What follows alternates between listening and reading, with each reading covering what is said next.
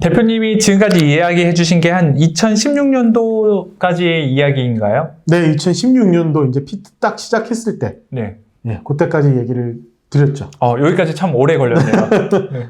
그럼 그 다음은, 그럼 앞으로 이제 그 4년간 일은 어떻게 진행이 됐나요? 16년도에 이제 창업을, 그러니까, 피트 소프트웨어가 웹 소프트웨어 처음 나오고 나서 한 2달, 3달 만에 이제 좀 마음이 조급했어요.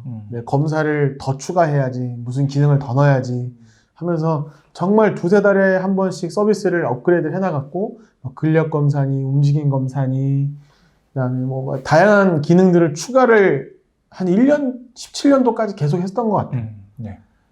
근데 그걸 계속 하면서 제가 개발적인 부분을 좀 많이 몰랐던 거죠. 왜냐하면 너무 급하게 만들었던 소프트웨어 구조 안에서 계속 붙이다 보면 한계가 있어요.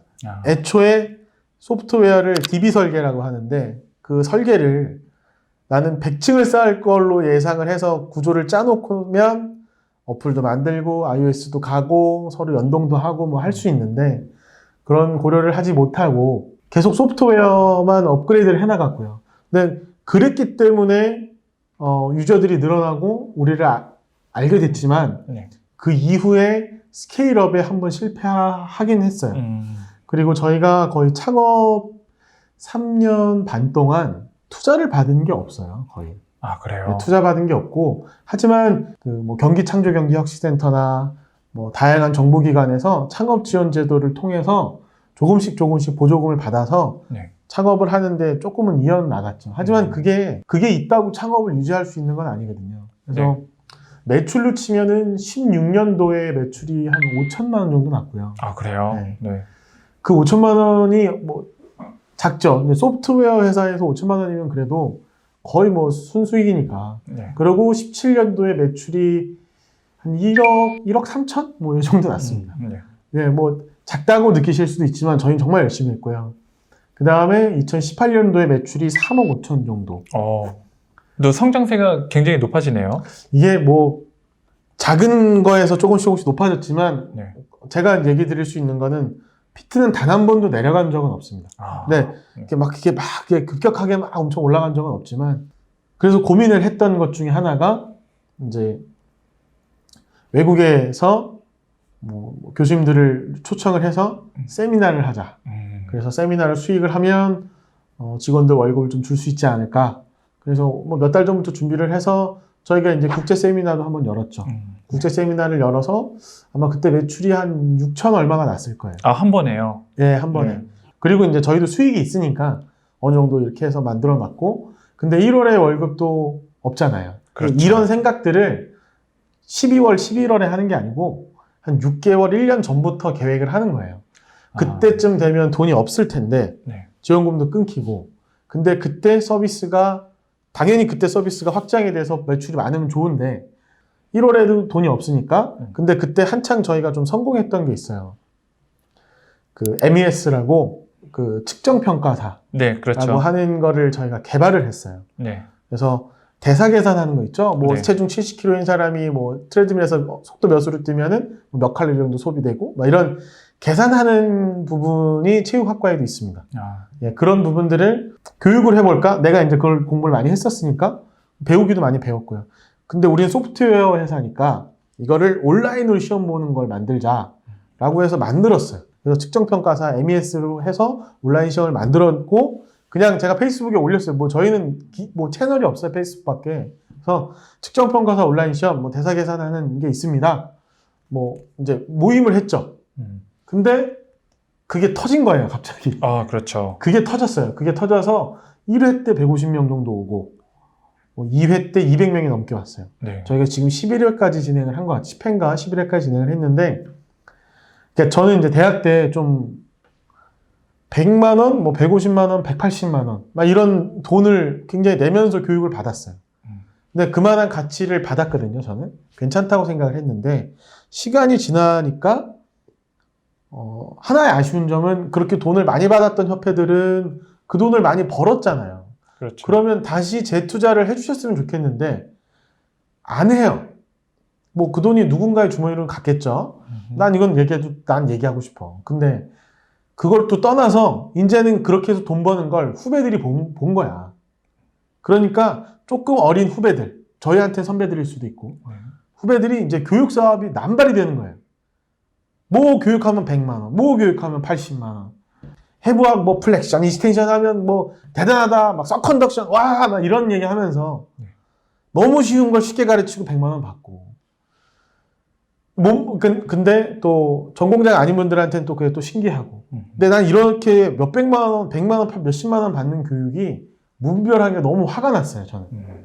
그래서 나는 그런 아주 기본적인 거 해서 저희가 그때 7만 원 받았어요. 7만 원 받고 시작을 했는데 지금은 이제 한 8만 원 받습니다.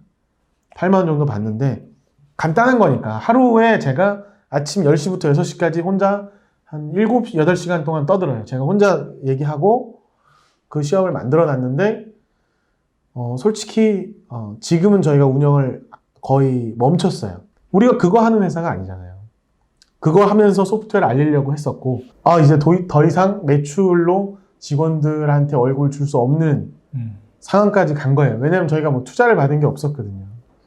그래서 고민을 하다가 그 신용보증기금이라는 거를 알았어요. 그리고 퍼스트 펭귄 제도라는 거를 알았어요. 퍼스트 펭귄이 뭔지 혹시 아세요? 아니요, 저는 처음 들어봤네요. 퍼스트 펭귄이요? 그 남극에 펭귄들이 있잖아요. 네. 그러면 그 펭귄 무리의 맨 앞에서 맨 처음으로 그 차가운 바닷속으로 뛰어드는 펭귄을 퍼스트 펭귄이라고 하는데요. 네. 그 처음으로 바다에 뛰어드는 그 펭귄을 따라서 그 뒤에 모든 펭귄들이 다 뛰어드는 거거든요.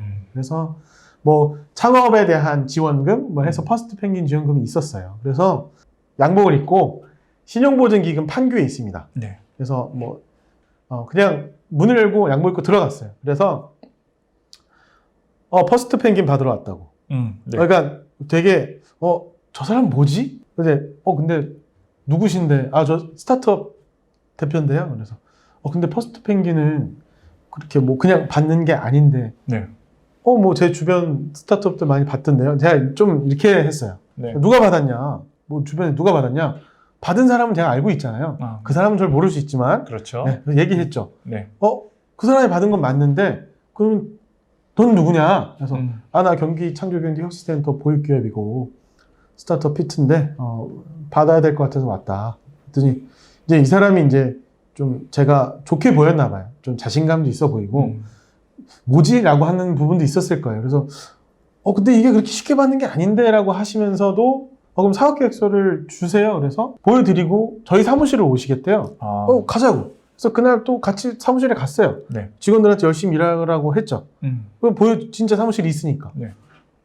그러더니 막 얘기하다가 정말로 그 신용보증기금 찾아가서 보름도 안 돼서 10억 원의 여신을. 네. 그래서 1차로 6억 원을 받았습니다. 네. 그러니까 어떻게 보면 대출이죠. 그렇죠. 대출인데 제가 지금 창업하면서 지금 이제 만 5년이 넘고 6년 차인데 그때 그 6억 원이 없었으면 끝나지 않았을까라고 할 정도로 저는 네. 굉장히 감사한 금액이었고요. 그 돈을 받고 나서 이제 매출도 이제 갑자기 또 늘어나고 또 매출도 네, 매출 늘어나고 네. 그래서 18년도 매출 3억 5천까지 올라가고 그때부터 투자자분들하고 조금 이제 매칭이 잘 되는 거예요. 연락도 오시고. 근데 또 좋은 분들을 만나게 됐고 그러다가 그해 11월에 투자를 받게 됐어요. 야, 네, 그해 축하드리네요. 11월에 투자를 받게 되고 그리고 바로 또 삼성전자 시랩 아웃사이더라고 그 삼성전자에서 계속 사내벤처만 육성을 하다가 네. 사외벤처 육성하는 게 있었어요. 그래서 거기도 이제 지원을 하게 됐죠. 19년도 1월부터 저희가 삼성전자 그 우면동에 R&D 센터가 있습니다. 저 한번 가봤습니다. 네. 거기에 입주를 했어요. 아. 근데 거기서 1년 동안 이제 삼성전자에 사무실을 주고 그러면서 투자자분들이 추가 투자를 해주셨어요. 뭐 한 2억 원 정도. 그래서 저희가 이제 투자 받은 게 3억 원 정도 됐고요. 네. 그리고 팁스라고 하는 프로그램에 선정이 됐어요. 네, 팁스라고 하는 프로그램 선정이 되면 연구개발비로 한 5억 원 정도, 그다음에 뭐 추가 연계 사업으로 한 2억 원 정도, 한 7억에서 8억 정도를 또 지원해 주시는 게 있어요. 그래서 음. 거기 선정이 되고 네. 18년도 말까지 정말 많은 것들을 했고요. 네. 18년도까지 정말 힘드셨네요. 네, 정말 네. 많은 것들을 하고 저희를 알렸어요. 네. 근데 이제 그게 가장 큰 실수였어요. 정말 많은 것들을 했잖아요. 소프트웨어 개발 업체인데 모두가 주니어였어요. 모두가 첫 직장이었고 개발자 친구들도 정말 열심히 해줬고 기획자 디자이너분들도 있었는데 너무 큰 서비스를 기획을 하고 개발을 하려고 하다 보니까 거기에만 집중을 해도 이게 될까 말까예요. 네. 근데 이런 거 저런 거 저희가 휘트니스 위탁도 했었거든요. 아, 그래요? 예, 그러다 보니까 직원들이 그런 걸 하고 있는 거예요, 관리를. 저는 근데 그런 것도 하면서 개발도 되고 있겠지라고 생각을 했고, 근데 이제 개발이 실패를 했죠. 네, 개발이 실패가 됐고, 그래서 그 해년도 말에 얘기를 했죠. 다 접는다. 개발 빼고 원래 수익 활동했던 거 다 접는다. 네. 그리고 개발만 하자. 그래서 저희가 알고 계실지 모르겠지만 19년도부터 피트가 활동한 게 거의 없습니다. 19년도부터 개발만 했고 그리고 참 운이 좋게도 그렇게 결정을 하고 나서 부족했던 금액이 추가 투자랑 팁스 선정이 되면서 메꿔지게 됐고요. 투자금이랑 팁스 선정이 되면서 저희가 제일 먼저 한 거는 다시 리빌딩을 해서 지금 작년에 채용한 게 8명 정도 되고요. 네. 올해 채용한 게 한 14명 정도 됩니다. 그래서 전체 지금 인원이 20명 초반 정도 되고요.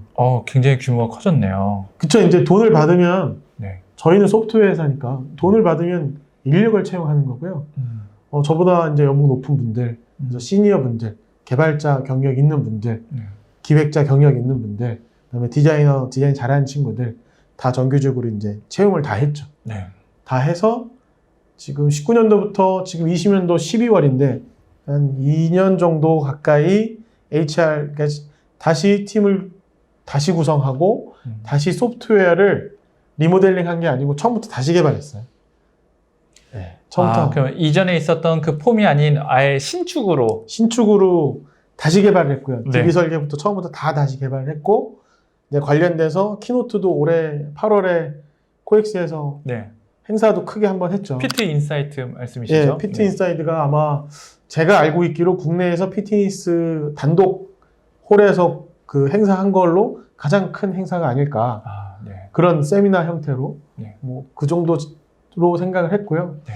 그리고 이제 서비스가 개발은 완료가 됐어요. 네. 지금 이제 QA를 하고 있는데 네. QA가 이제 오류 테스트죠. 네, 오류 테스트가 지금 원래 그렇습니다. 수식까지 나오고 있어요. 그래서 지금 계속 네. 수식까지 나오면 그날 수식까지 털고 이런 작업들을 하고 있고요. 이번에는 좀 완성도를 높게 다시 말씀드리고 싶어서 네. 파프짐도 오래 기다려 주셨고 그래서 지금 그 상태에서 계속 QA 하면서 완성도 높이고 있습니다. 네. 그래서 지금 6년이라는 그 시간 동안 어떻게 보면 굉장히 외로운 길을 가셨어요. 왜냐면은 그 체육계 쪽에서는 이런 스타트업이 흔치는 않잖아요. 네, 흔치 않죠. 특히 이제 흔치 않죠. 전공자였다 이렇게 시작하는 경우는 훨씬 더 드물잖아요. 네. 제가 이제 궁금한 게 생겼어요. 네. 그러면은 홍석재 대표님이 생각하는 스타트업에 대한 정의가 궁금해요. 뭐 제가 맞다는 건 아니고요. 저는 이제 스타트업이 저는 초기 벤처라고 생각을 하고요. 예. 스타트업이랑 사업, 창업은 전혀 다르다라고 말씀드리고 싶어요. 그리고 뭐 스타트업은 멋있고 창업은 멋없고 이런 거 아니에요. 뭐 스타트업은 돈이 없고 창업은 돈이 있고 이런 것도 아니고요. 일단 스타트업의 기본 조건은 버는 것보다, 그러니까 초기에서 더 그런데요. 버는 것보다 쓰는 게 훨씬 많습니다. 그러니까 R&D에 100% 이상을 투자하고 있는 게 초기 스타트업의 형태라고 보시면 돼요. 그러니까 아주 쉽죠. 돈을 벌려면 돈을 더 쓰면 됩니다. 근데 보통 우리가 붕어빵을 팔아서 100만 원을 벌면 팥이랑 재료 사는데 50만 원을 쓰고 나머지 50만 원은 내 수익 생활비로 쓰잖아요. 그렇죠. 근데 스타트업은 100만 원을 벌면 100만 원을 대출받아서 100만 원을 더 투자받아서 200만 원을 씁니다. 근데 그거를 매일 대표가 결정을 해야 돼요. 돈을 더 쓰는 걸. 네. 마이너스가 나는 걸. 이렇게 되는 거예요. 1000만 원을 썼어요. 그랬더니 2000이 벌리네? 그럼 1억을 쓰면 2억이 벌리겠지? 하고 1억을 씁니다. 그럼 2억이 벌릴까요? 안 벌리죠. 1,000만 원이 벌립니다. 네. 그러면 이제 고민을 해요. 또 1억을 쓸까? 만약에 안 쓰면 거기서 망하고 끝나는 거죠. 네. 아, 그래, 우리 집 대출 받아서 1억을 써요. 네. 근데 또 2천만 원만 벌려요. 그럼 또 마이너스가 났죠? 그럼 다음 달 또 고민합니다. 아, 한 번만 더 1억을 쓸까? 아니야. 더 대출 받아서 2억을 써보자. 그래서 2억을 씁니다. 저는 이제 격하게 그냥 얘기 드리는 거예요. 그때 4억이 벌립니다. 그러면 여태까지 좀 마이너스 났던 게 퉁쳐지죠. 그쵸? 그러면 어떻게 하냐? 그 다음에 4억을 씁니다. 그럼 8억이 벌려야 되는데 네. 2억이 벌립니다. 그럼 또 마이너스가 나요. 뭐 그냥 표현이 좀 그렇지만 이해하기 쉽게 말씀드리라고 이렇게 얘기 드렸던 거고, 매출도 올라가요. 스타트업 매출이 계속 올라가요. 네. 근데 빚은 더 빠르게 올라갑니다. 아, 그러면 이렇게 올라가겠죠. 그렇죠. 어쨌건 매출은 올라가고 빚은 더 빠르게 올라가요. 네. 그런데 이제 스타트업이라고 하면 그런 얘기 많이 들으실 거예요. 아주 한마디로 얘기하면 제2곡선을 갖고 있느냐 없느냐 이런 얘기를 많이 하는데, 이렇게 계속 빚이 더 빠르게 올라가고 있는 도중에 갑자기 수익이 빚보다 빠르게 올라가는 그 곡선이 이렇게 제2곡선이라고 하는데, 네. 그걸 만드는 거예요. 그걸 만들려고 하든 그게 만들어지든 그걸 꿈꾸면서 가는 거거든요. 그걸 꿈꾸기 때문에 내가 버는 것보다 더 내고 더 쓰는 거예요. 그 돈을 더 쓴다고 하는 건 결국에는 100만 원 버는데 한 명을 대출을 받든 투자를 받아서 사람을 더 채용하고 기술을 더 사고 제품을 더 사고 R&D에 더 투자를 해서 계속 그렇게 가는 거예요. 그래서 대표님들이 이제 겉에서 보기에는 매출도 올라가고 규모가 커지니까 되게 행복하고 좋아 보이는데, 멘탈은 정말 쉽지 않죠. 그래서 스타트업을 하겠다라고 하면은 그냥 내가 멘탈이 정말 쉬운지, 뭐 저희 회사 같은 경우 지금 뭐 보통 한 달에 나가고 뭐 이런 번레이트라고 하는데 1억 정도 나갑니다, 한 달에. 아, 네. 네. 제가 그 돈이 제 돈이 아니거든요. 네, 근데 통장에서 들어오는 건 없는데 이제 그렇게 계속 나가는 걸 내가 내 눈으로 이렇게 보면은, 야, 이게 지금 내가 지금 뭐 하고 있는 거지? 뭐 이런 현타가 올 때도 있고요. 근데 그게 올 때마다 내가 생각한 비전을 이룰 수 있어 라고 하는 뭐 그 꿈을 갖고, 꿈이라고 표현하기 좀 그렇지만 뭐 가능성이 있다라고 생각을 하고 계속 투자를 하고 있는 거고요. 사업할 때 유혹이 되게 많아요. 단타. 근데 저는 단타가 싫어요. 잠깐 이렇게 해갖고 돈 벌고 끝내고 나 혼자 배부르고. 그래도 그거는 아니고, 제가 처음에 얘기 드렸던 우리 조직, 우리 회사에서 의식주 걱정 안 하면 사는 그런 문화를 만들려고 했던 거기 때문에 핵심 경쟁력과 지속 가능성, 내가 하고 있는 이 일이 계속 지속 가능성이 있는지, 그리고 굳이 피트에 대한 이야기를 하나 더 하자고 하면, 저희가 창업을 할 때 딱 기준을 잡은 게 있어요. 저희는 절대로 사람이 늘어야만, 그리고 공간이 늘어야만 수익을 더 낼 수 있는 구조의 사업은 하지 않겠다.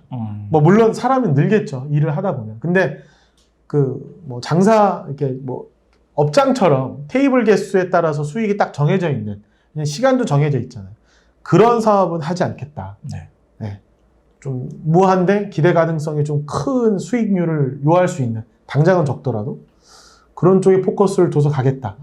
뭐 이런 기준들을 좀 잡아서 가고 있고요. 제가 이걸 왜 굳이 얘기하냐면, 결국에 돈이 많고 없는 사람들이 창업을 했을 때 성공하고 실패하는 건 그 시행착오의 기회들이거든요. 돈 많은 사람은 시행착오를 여러 번 해도 성공할 기회가 많아요. 돈이 없고 힘든 사람들은 한 번의 시행착오로 그냥 끝나버리는 거예요. 그렇죠. 네.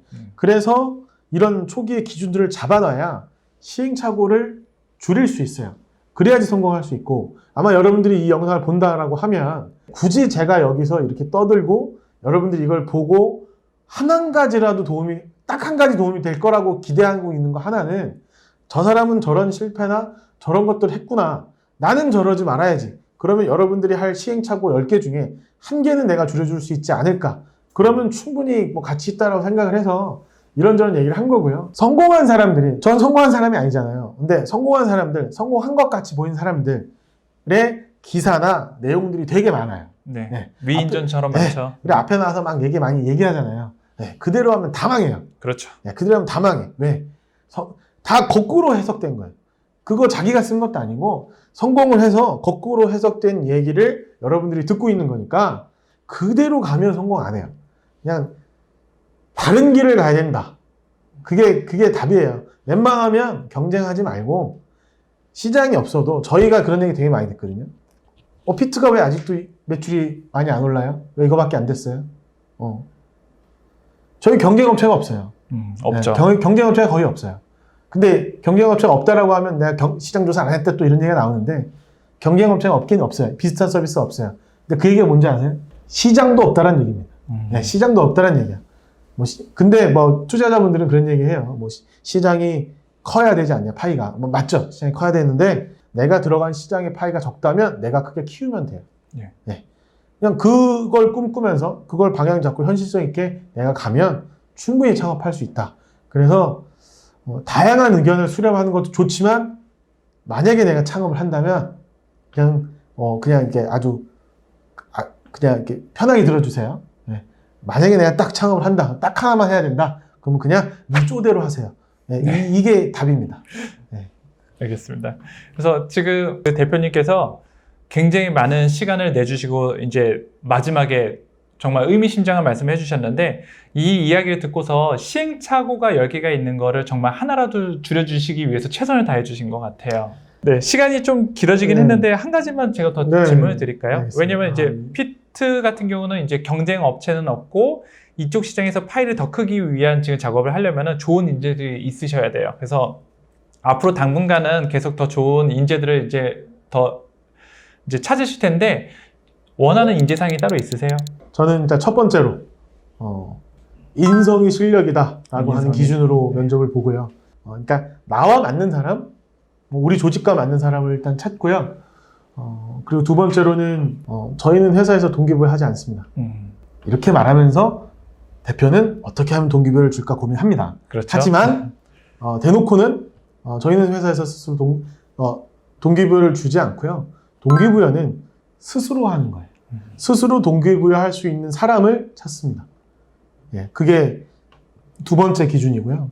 굳이 마지막 하나를 더 하자면 구직자, 입사하는 그 사람도 잘 알고 있어야 돼요. 내가 아주 안정적인 직장에서 고정적인 급여를 받고 나보다 훨씬 잘하는 사람들이, 내 사수들이 많은 조직에서 안정적으로 배우면서 천천히 일하는 걸 즐기고 원하는 타입인지, 혹은 나는 지금 당장 정리도 안 됐지만 나의 앞에 사수도 없지만 내가 스스로 뭔가 찾고 만들고 막 달려나가고 해결하고 무언것들을 내가 크리에이티브하게 하는 것을 조금 잘 견디는 사람, 이게 엄청 피곤하고 힘든 일이거든요. 네. 근데 이게 더 좋고 이게 더 나쁘고 이런 얘기는 아니에요. 근데 내가 어떤 성향에 있는 사람인지를 잘 판단하고 그 다음에 내가 맞는 회사를 가야 돼요.